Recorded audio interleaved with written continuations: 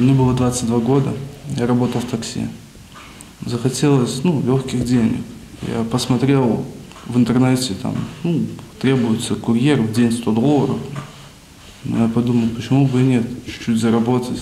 Я как бы знал, что, могут посадить, но я думал, что это, меня не коснется. А когда приговор вынесли, сказали, что тебе 10 лет сидеть, то я где-то не готов был к такому сроку.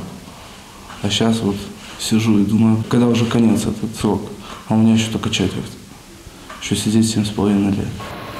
Закладкай наркотыкаў Віталь паспеў пазаймацца ўсяго нічога. За тыя 12 дзён ён разлічваецца цяпер сваёй маладосцю, якая праходзіць за колючим дротом. Основная контингент – это 70% от 20 до 40 лет. То есть молодежный возраст. Из них много бывших студентов, много бывших учащихся техникумов. Также тех много людей, которых уже были свои семьи, уже была работа. Зараз тут 1050 асуджаных. На пачатку тэрміна тыя, хто мае наркозалежнасць, праходзяць лячэнне. Потым усіх без выключэння задзейнічаюць на тых ці іншых работах. Основная масса осужденных у нас работает на разборке черного и цветного металлолома. Разделываем различные агрегаты, двигателя и кабеля. Здесь все обработка. Вот процесс идет от сушки, от распила древесины, сушка и кончается вот изготовление мебели. Изготавливаем мы ее на Францию. Аднолькавая праца и аднолькавы суровы побыт на ближайшие десятигоддзя. Асуджаны за спайсы Алексей раней вучыўся ў тэхнікуме. Скажем так, попал в дурную компанию.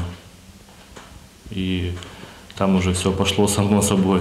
Употреблял в течение 3 лет курительные смеси, потом начал распространять наркотики, за что получил 11 лет лишения свободы. Большасць тут з прыстойных сем'яў, іх родныя за сотні кіламетраў, але душой адбываюць тэрміны разам з дзецьмі. А яшчэ перажываюць за тых, хто можа сёння-заўтра аступіцца. Бо на ўласных прыкладах ведаюць, як лёгка згубіць дзяцей.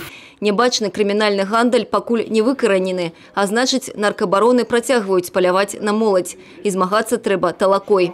Мы же с радостью говорим, обращайтесь, мы подскажем. Очень важно в какой-то вот этот вот первый момент, да, определите это, и как-то с этим надо бороться. То есть надо нагружать максимально молодежь, чтобы не было времени вот на эту вот дурь. Это же зло и для родных, и для всех родственников, да, и для самой молодежи. Потому что у нас замечательная страна, которая просто теряет молодежь. Выходит молодое поколение, которому уже на тот момент будет 28-40 лет. Мужчины, которые привыкли жить за счет, допустим, уже родителей, они уже не поймут, как им заработать эти деньги. Для начала надо где-то жить, найти квартиру какую или что. Я даже не знаю, что мне делать.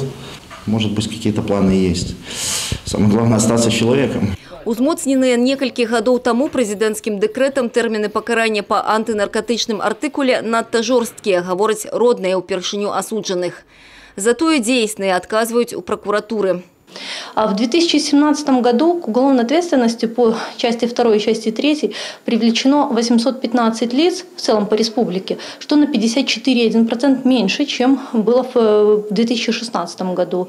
При этом сократилось также общее количество привлеченных к уголовной ответственности несовершеннолетних лиц в 2 раза. Магчымасці карэкціроўкі ў правапрымяненні заканадаўчых норм по 328 артыкуле зараз абмяркоўваюць на рэспубліканскім узроўні.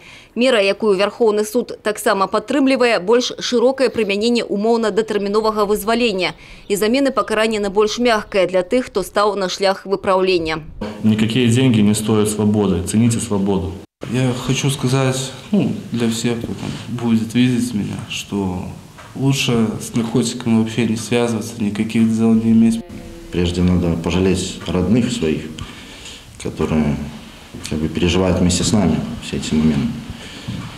Не надо этим заниматься, потому что теряется молодость, жизнь. Алена Ракуць, Аліса Грыгарчук, Юрий Титов, телерадиокомпания «Брест».